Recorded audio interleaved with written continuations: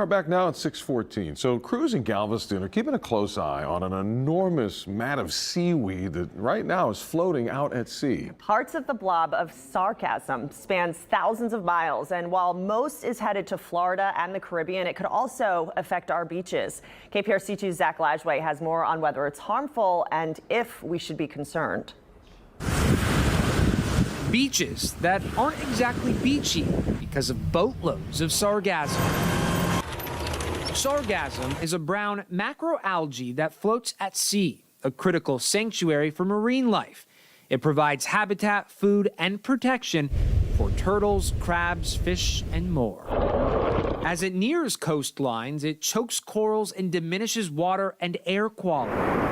Out of the water, when it washes ashore, is when it decays and rots, creating an unpleasant smell. It's like a compost at that point, and anything composting or breaking down can give a noxious smell. Lee Crowder is Galveston County Road Administrator. He says there's a silver lining with the copious amounts of sargassum being beached. It can help trap additional sediments, which slows or prevents erosion.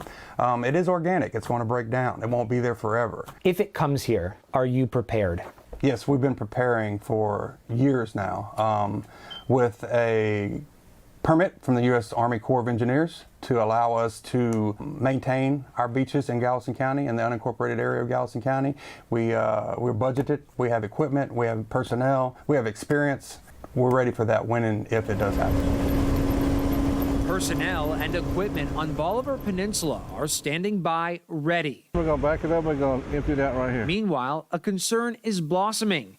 According to new information recently published in the journal Water Research, the deadly bacteria called Vibrio is able to attach to sargassum and plastic debris floating in the ocean. This is alarming because a blob of sargassum this big could potentially expand the range of these pathogens. And today is World Oceans Day, so if you are headed to area beaches to help revitalize them, you're urged to wear thick gloves, bring sanitizer, and use long-handled grabbers to avoid direct contact with materials you are gathering, including sargassum. In Florida, officials are urging folks to avoid sargassum altogether because of the Vibrio that can attach to the seaweed, especially those who have weakened immune systems.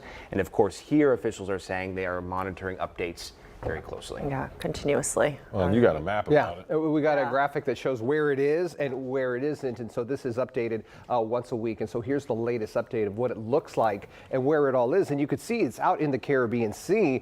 But what the concern is, and it's a forecast, not a promise. The concern is you have the Gulf Stream, and so what you have is that you go a little closer to Kingston, Jamaica, for example, and then even parts of Cuba, is that some of that can dislodge, and then it can move into the Gulf of Mexico. As it moves into the Gulf of Mexico, there's your loop current, and then once it gets there, it can drift. But as you can see, the forecast is low for these areas for the next 1 to 2 weeks, and so it's just not here. In fact, Florida had a little bit a couple weeks ago. If you remember, Zach, you and I talked about this when you saw it, and so that's gone away since then.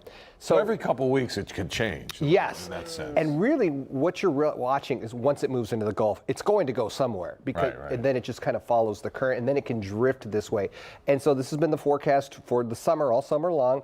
Astronomical summer doesn't start until the 21st, and then it runs all the way until August and September. So you've got a chance, and we have to watch this until then to see if it actually does make it. But the chance is there. All right. Yep. All right.